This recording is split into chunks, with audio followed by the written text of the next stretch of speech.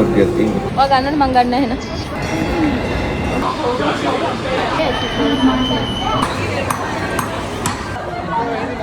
පරණ කාලේ මිනිස්සු ඉන්නවා වගේ.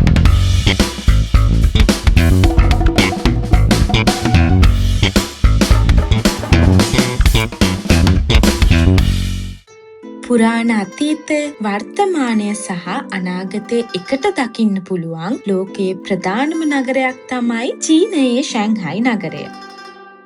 ඉස්සර පුංචි තීවර ගම්මානයක් විදිහට පටන්ගත්තු මේ ෂෙන් කියන ගම්මානය අද වෙද්දි ලෝකයේ ප්‍රබලතම මූල්‍ය හා තාක්ෂණික මධ්‍යස්ථානයක් වෙලා තියෙනවා. චීනයේ හා යුරෝපයේ පැරණි ගොඩනැගිලි සංස්කෘතිය, ආහාර රටාවන්, එදිනෙදා ජීවිතයේ සුන්දර තැන් අපිට මෙහිදී දකින්න පුළුවන්.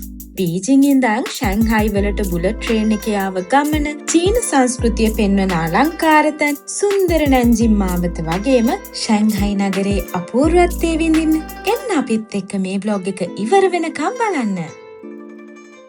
අද උදේවරුව බීජිං වල ගෙවෙන අපේ අන්තිම පැය කීපේ බ්‍රෙක්ෆාස්ට් එකත් අරන් අපේ ප්ලෑන් එකේ තිබ්බේ ටෙම්පල් ඔෆ් හෙවන් බලන්න යන්න. ඒත් ලොකේෂන් එක චෙක් කරද්දි තමයි දැක්කේ එතන ක්ලෝස් කියලා. ඉතින් අයිටනරි එකේ ප්ලෑන් B එක ෆලෝ කරලා අපි ගියා සිටි එක පැත්තට පොඩි වෝක් එකක් දාන්න.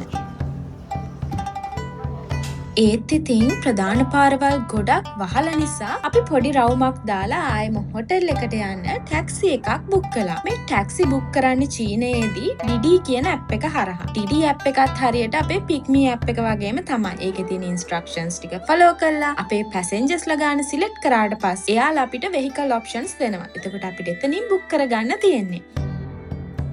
යන මගදී අපි ටැක්සි ඩ්‍රයිවර්ගෙන් අහගත්තා ඇයි අද මේ ප්‍රධාන පාරවල් සේරම වගේ බ්ලොක් කරලා තියෙන්නේ කියලා. අද දවසේදී ඇමරිකාවේ ජනාධිපති චීනයේ අගනුවරට එන නිසා ප්‍රධාන පාරවල් වගේම සංචාරක ස්ථානත් ආරක්ෂක හේතුන් මත වහලා. ඉතින් මොනා කරන්නද? මේ වගේ දේවල් ඉතින් ටුවර් එකක් අතරමැදදී වෙන්න පුළුවන්. ඊට පස්සේ ඉතින් අපි හොටෙල් එකට ගිහිල්ලා පොඩ්ඩක් රෙස්ට් කරලා බැගේජස් ටිකත් පැක් කරගෙන හොටෙල් එකෙන් චෙක් අවුට් වෙලා අපි දැන් යනවා බීජිං සවුත් රේල්වේ ස්ටේෂන් එකට ෂැන්හයි බලා යන්න බුලට් ට්‍රේන් එකට නගින්න.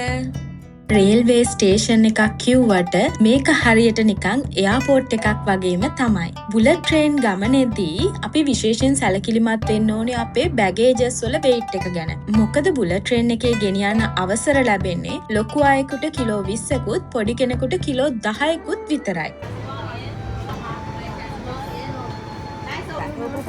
ට්‍රේන් එකේදී කන්න පොඩි ස්නැක් ටිකකුත් අරගෙන ඔන්න ඉතින් අපි චිකින් වෙන්න යන්නේ බුලට් ට්‍රේන් එකේ යන්න.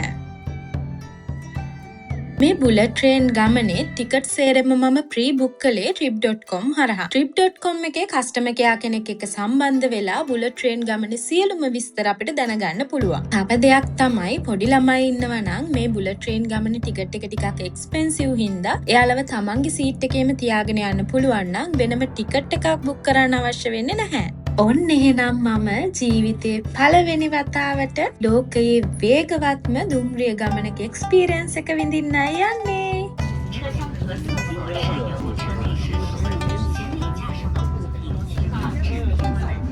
අපි මේ ගමන පටන් ගත්තේ බීජිං සවුත් රේල්වේ ස්ටේෂන් එකේ ඉඳන්නේ. එතන ඉඳන් ෂැන්හයි හොන්කියෝ රේල්වේ ස්ටේෂන් එක වෙනකන් මේ ගමන කිලෝමීටර් 1200කට වැඩි වුණත් අපිට මේ ගමනට ගත වෙන්නේ පැය 4:00මාරක් වගේ පොඩි කාලයක්. පැයට කිලෝමීටර් 350කට ආසන්න වේගකින් ධාවනය වෙන මේ දුම්රිය ඇතුළේ ඉන්න අපිට මේ වේගය ගැන කිසිම දැනීමක් නැති තරම්. ඒ වගේම දුම්රිය ඇතුළේ හරිම පිරිසිදුයි. සැප පහසු ආසනක් තියෙන නිසා අමාරුවක් නැතුව මේ ගමන එන්ජොයි කරන්න පුළුවන්. ටික ටික වේගවත් වෙන මේ ගමනේ බීජිං නගරයේ ගොඩනැගිලි අතුරුදහන් වෙලා චීනයේ ගම්මාන, කෙත්වතු, ගංගා, කඳුවැටි වගේම නවීන නගර රැසක් බලාගෙන යන්න පුළුවන්. මම ඉතින් ගමන පුරාවට මේ දර්ශනයේ රස විඳින්මින් ආසම ප්ලේලිස්ට් එකක් අහන ගමන් තමයි ගියේ. මේ පහුවෙන චිත්‍ර ටික නිදාගෙන මිස් කරන්න මට ඕන කමක් තිබුණෙම නැහැ. මහන්සි වුණා ට්‍රැවල් කියන්නේ අලුත් දේවල් බලන්න, රස විඳින්න ලැබෙන අවස්ථාවක් නිසා. සමහර අවස්ථාවල පැරණි චීන ගම්මානවල නිස්කලංක බවත්, තවත් වෙලාවක අහස සිඹින ගොඩනැගිලි සහ කර්මාන්තවල දියුණුවත් එකම ගමනකදී අත්විඳින්න පුළුවන්. බලන්නකො මේ කඳු පෙළ දිහා. බුලට් ට්‍රේන් එකේ වේගෙ කොච්චර වැඩි වුණත් කවුළුවෙන් පේන මේ සුන්දර දසුන් පෙළ මේ ගමනට විශේෂ ආකර්ෂණයක් එකතු කරනවා.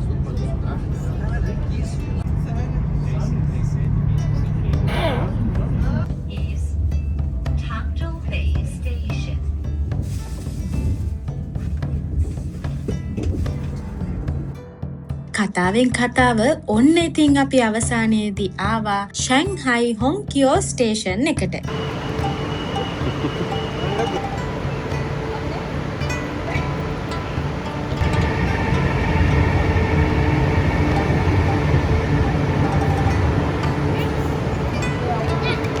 ස්ටේෂන් එකට එද්දී අපි ටිකක් රෑ වෙලා බැගේජසුත් තියෙන හින්දා අපි මෙතන ඉඳන් හොටල් එකට යන්න ටැක්සි එකක් බුක් කළා. ෂැන්හයි වල පුදොන් එයාපෝට් එක කිට්ටුව තමයි අපි හොටල් එකක් බුක් කරේ නවතින්න.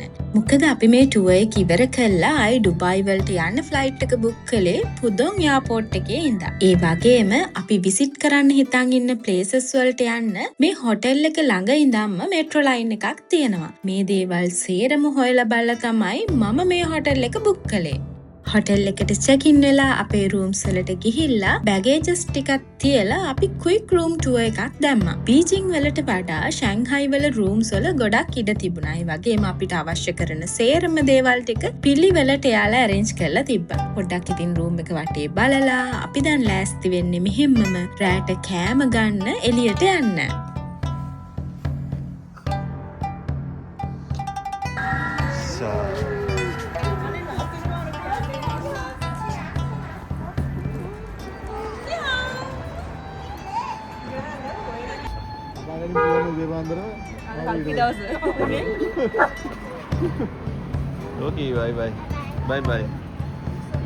කෑම කන්න හොඳ තැනක් හොයද්දී හොටල් එක ඉස්සරහම තිබුණ හොට් පොට් රෙස්ටෝරන්ට් එකට තමයි අපි ගියේ. අපි හැමෝගෙම මේ ෆස්ට් ටයිම් එක හොට් පොට් එක්ස්පීරියන්ස් කරන. ඒ වගේම මේ කෑම වර්ග ටිකයි අපිට ඕනි දේවල් ටිකයි එයාලට තේරුම් කරන්නත් අපිට තේරුම් ගන්නත් ලොකු වෙලාවක් ගියා. පේනවනේ ඉතින් අශා කොහොම හරි මේ ගෑල් ළමයා එක්ක කතා කරලා අපිට ඕන කෑම ටික නම් ඕඩර් කරගත්තා. මේ තියෙන්නේ හොට් පොට් එකට අපිට දාන්න පුළුවන් කෑම වර්ග. එතන පලා වර්ග, මස් වර්ග, එළවලු වර්ග, විවිධ ජාතියේ කෑම වර්ග තියෙනවා. අපිට ඉතින් තේරෙන කෑම වර්ගයි පෙනුමෙන් අපිට නිකන් මේක කන්න පුළුවන් වගේ හිතිච්ච කෑම වර්ග ටිකයි අපි ඕඩර් කළා හොට් පොට් එකට දාගන්න.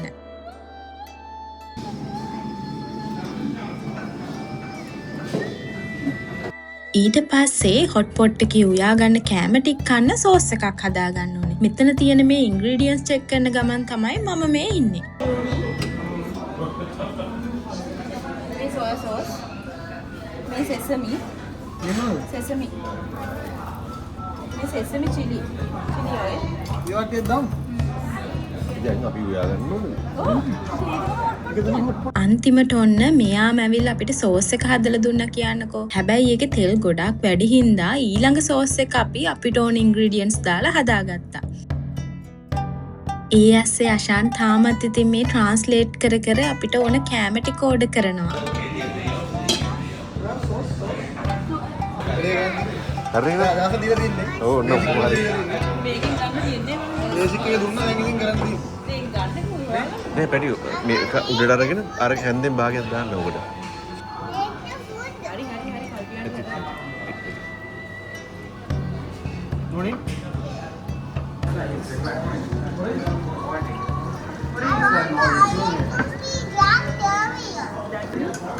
කියන්නේ බුල්. දැවිල්ලයි හරිසමෙන් කන්නලා. ඒක ග්‍රේස් එක.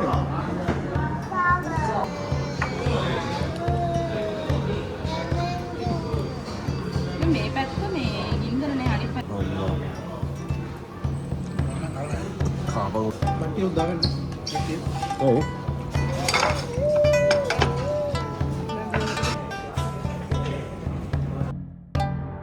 හැබැයි මේක නම් අපිට හරිම රසවත් එක්ස්පීරියන්ස් එකක් වුණා.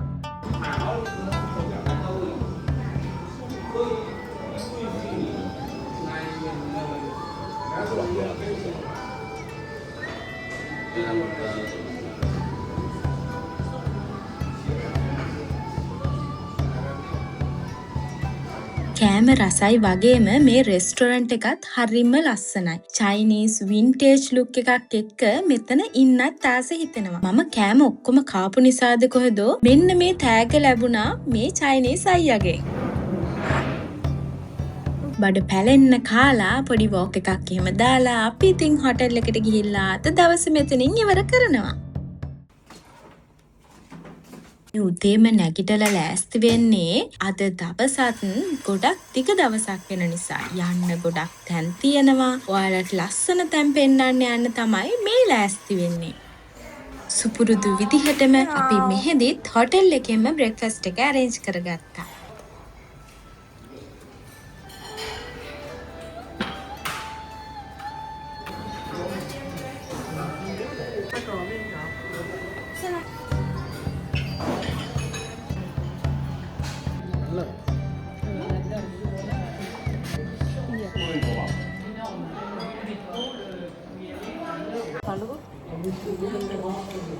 බ්‍රෙක්ෆාස්ට් එක අරගෙන අපි හොටෙල් එකෙන්ම arrange කරලා දුන්න ෂටල් සර්විස් එකෙන් මෙට්‍රෝ ස්ටේෂන් එකට යනවා. අපි ඉන්න හොටෙල් එකේ මෙට්‍රෝ ස්ටේෂන් එකට වගේම පුදොන් එයාපෝට් එකටත් ෆ්‍රී ෂටල් සර්විස් එකක් තියෙනවා. හොටෙල් බුක් කරද්දී මේ වගේ ස්පෙෂල් සර්විස් ගැන ටිකක් හොයලා බලන්න අමතක කරන්න එපා. මෙට්‍රෝ ස්ටේෂන් එකට ඇවිත් අපි දැන් one time use කරන්න පුළුවන් මෙට්‍රෝ කාඩ්ස් ගන්න තමයි මේ ලෑස්ති වෙන්නේ. මේ මැෂින්ස් වලින් ඕනි ප්ලේස් එක සිලෙක්ට් කරලා අපිට Alipay හරහා QR code එකෙන් පේමන්ට් කරලා මෙට්‍රෝ කාඩ්ස් ගන්න පුළුවන්.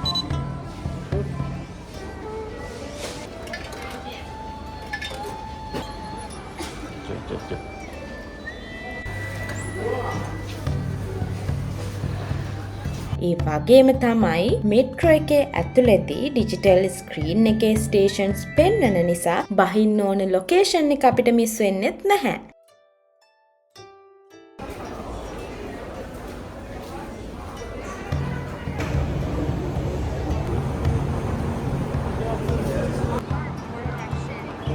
ෂැන්හයි වලට එන ගොඩක් සංචාරකයින්ගේ ආකර්ශනීයම ස්ථානයක් තමයි මේ ජින් ආන් කියන බෞද්ධ විහාරස්ථානය. ක්‍රිස්තු වර්ෂ 247 ත්‍රිවිධ රාජධානි යුගයේ ආරම්භ කරපු මේ පන්සල ගොඩක් පරණ වගේම ප්‍රසිද්ධ ස්ථානයක්. ඉතිහාසෙ පුරාම විවිධ යුද්ධ, ගිනි තැබීම් සහ ස්වාභාවික විපත් හේතුවෙන් මේ පන්සල කිහිප වතාවක් විනාශ වෙලා නැවත ප්‍රතිසංස්කරණය කරලා තමයි මේ අපි අද දකින විදිහට ගොඩනගලා තියෙන්නේ.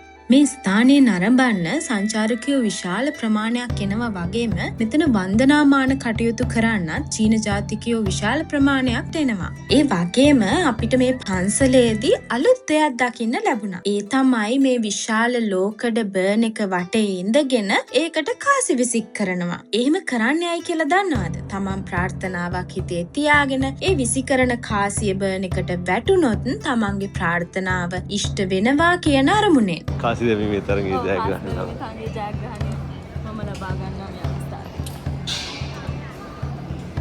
මේ තියෙන්නේ ගුවානින් බෝධිසත්වවරියගේ ප්‍රතිමාව. මහායාන බුද්ධ ධර්මයේ ඉතා ගෞරවනීය බෝධිසත්වවරියක් විදිහට චීනය, ජපානය, කොරියාව, වියට්නාමය වගේ රටවල් වල මේ ශාස්තෘවරිය ප්‍රසිද්ධයි. ඊළඟට අපි ගියේ මේ පන්සල වඩාත් ප්‍රසිද්ධ රිදී බුද්ධ ප්‍රතිමාව තැන්පත් කරලා තිබුණු කුටියට.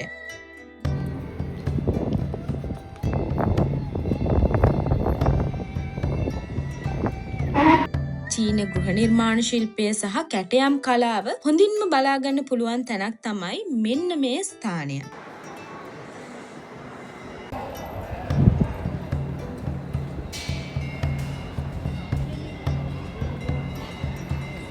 චීන සංචාරයේ පුරාවට මම දැකපු අත්විඳපු දෙයක් තමයි මෙහි මිනිස්සුන්ගේ ආදරණීය බව සහ සුහදශීලී බව. මෙයාලට අපිත් එක්ක භාෂාවෙන් ගනුදෙනු කරන්න බැරි වුණත් එයාලා හරි අපූර්වට අපිත් එක්ක සංනිවේදනය කරා. සමහර අවස්ථාවලදී මම ගොඩාක් චීන ජාතිකයත් එක්ක ෆොටෝස් ගත්තා වගේම මේ වගේ එයාලත් මාත් එක්ක ෆොටෝස් ගන්න අවස්ථා තිබුණා. චීන ජාතිකයෝ සමේ වර්ණයෙන් රූපෙන් ගොඩාක් ලස්සන වුණත් එයාලා මං හිතන්නේ අපේ ශ්‍රී ලාංකීය සමේ වර්ණයට පෙනුමට ගොඩාක් ගොඩාක් කැමති. ඒ නිසා වෙන්න ඇති මාත් එක්කත් මෙයාලා ෆොටෝස් ගන්න ඇත්තේ.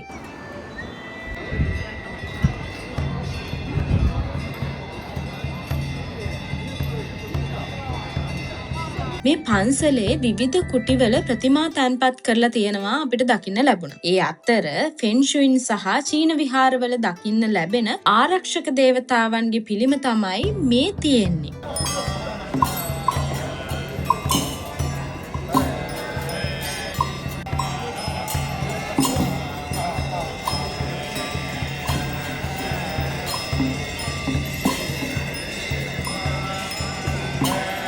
පන්සල බලන්න ආව අපිට ඒ වෙලාවේදී පැවැත්වුණු විශේෂ ආගමික පූජා විධි අවස්ථාවකුත් සියසින් දැක බලා ගන්න හැකියාව ලැබුණා. Yeah. Nice.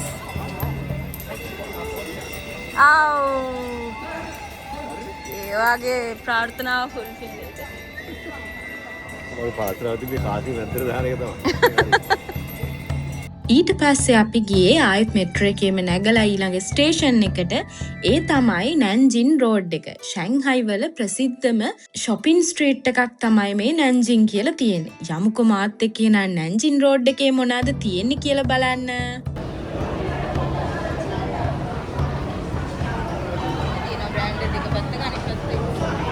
පන්සලේ තිබුණු ඒ කාම් වයිබ් එකෙන් පස්සේ නැන්ජින් රෝඩ් එකට එන්ට වෙද්දිම මට දැනුනේ නිකන් කාටුන් වර්ල්ඩ් එකකට වගේ. පාරවල් දෙපැත්තේ වගේම ඇවිදින මන්තිරු වලත් විසිතුරු දේවල් වලින් පිරීලා.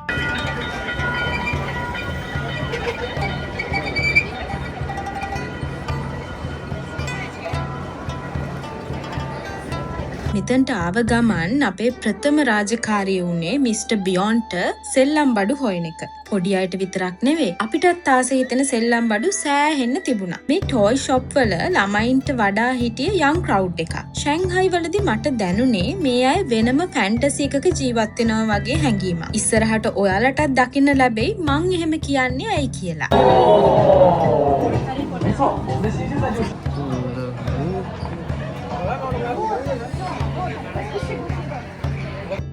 මේ ඉන්නේ මං හිතන්නේ අර කිව්වා වගේ කාටුන් කැරක්ටර් එකක් තමයි මේ. මෙහි සෙලිබ්‍රිටිස්ලා ඉතින් මෙන්න මේ වගේ අය තමයි. ආගිල් ගන්න කතා.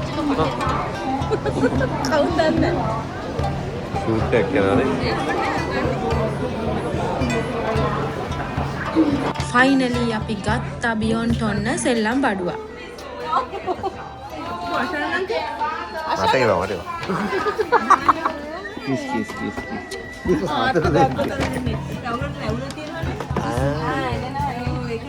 බලන්නකො ඉතින් යාගේ සතුට. ඔන්න ඉතින් ඊට පස්සෙත් අපි නැන්ජින් රෝඩ් එකේ අලුත් දේවල් ලස්සන දේවල් බල ඉස්සරහට ගියා.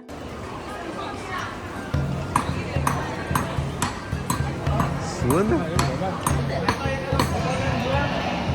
මොකක්ද ඒක රෙස්ටොරන්ට් එක?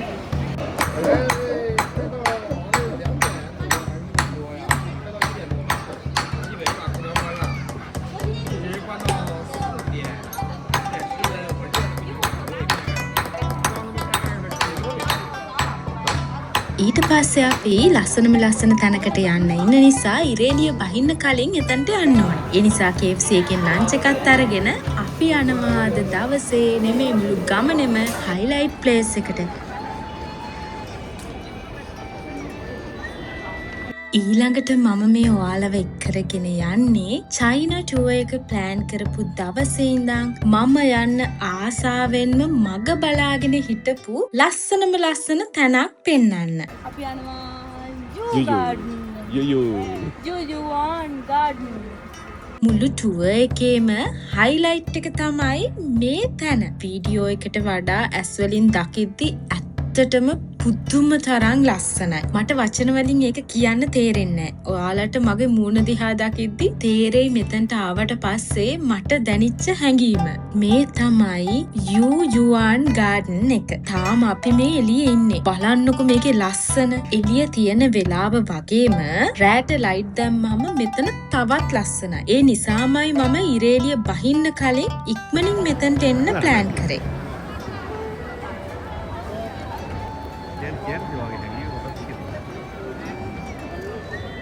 Pasa por.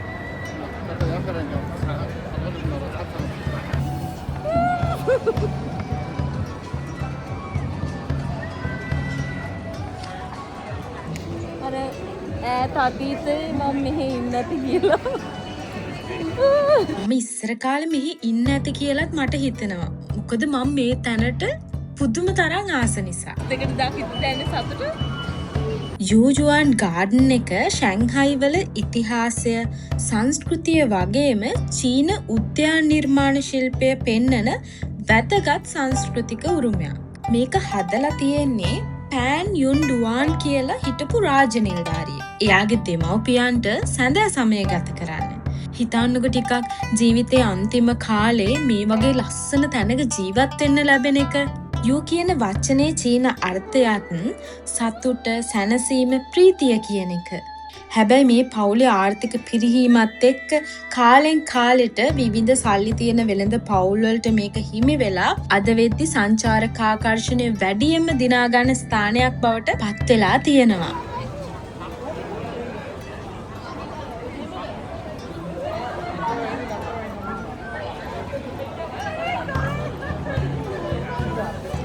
No, thank you.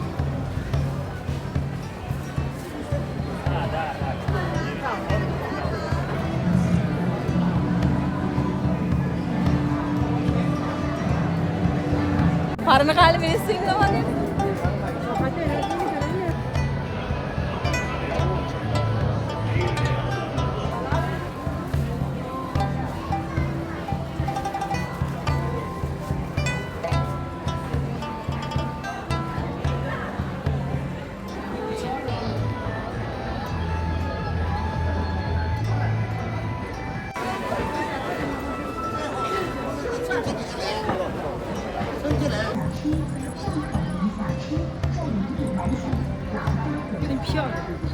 How much is How much? 50. it? All the way 50?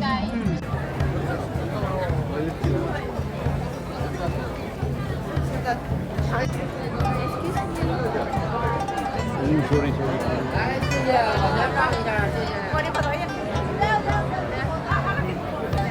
Travel කරද්දී මේ තැන්වලට ආවහම මේවයි ලස්සන විතරක්ම නෙමේ. ලෝකයේ ලස්සන දකින්නේ මේ දර්ශන වලින් විතරක් නෙමෙයිනේ. මේ තැන්වල සැඟවුණු සියවස් ගානක ඉතිහාසය, සංස්කෘතිය, මේ රටවල් වල මිනිස්සුන්ගේ ජීවන රටාවත් එක්ක මේ අත්දැකීම ගොඩාක් වටිනවා අපිට. මම අද ඇවිදින්නේ මේ චීනයේ යූජුවන් ගාඩන් එකේ. ඉතින් මේක අවුරුදු 450කට වැඩි ඉතිහාසයක් තියෙන තැනක්නේ. මේ පොකුණු වල, මේ ගල් වල, මේ කැටයන් වල ඒ මිනිස්සුන්ගේ අතීත කතාවක් තියෙනවා. සංචාරය කියලා කියන්නේ ලස්සන ෆොටෝස් ගහන එක විතරක් නෙවෙයි. ලෝකයේ උරුමයන් ඇස්වලින් දැකලා හදවතින් විඳින අමතක නොවන අත්දැකීමක් එකතු කරන දෙයක්. ඒ නිසාම හැම සංචාරයක්ම මට අලුත් ඉතිහාසයක්, අලුත් පාඩමක් වගේම අලුත් මලුත් මතකයක්. ඉතින් ෂැන්හයි වල ගෙවුණු දිගම දිග දවසක් ඔන්න මේ vlog එකෙන් ඉවර කරනවා.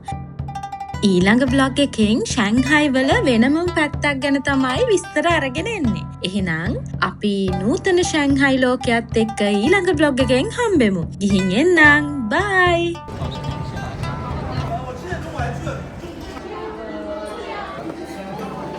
තේරුම් ගන්න පුළුවන් විදිහට හරියට. අපි 7 වෙනකම් බලන් ඉන්නේ ලයිව්. මණ්ඩේ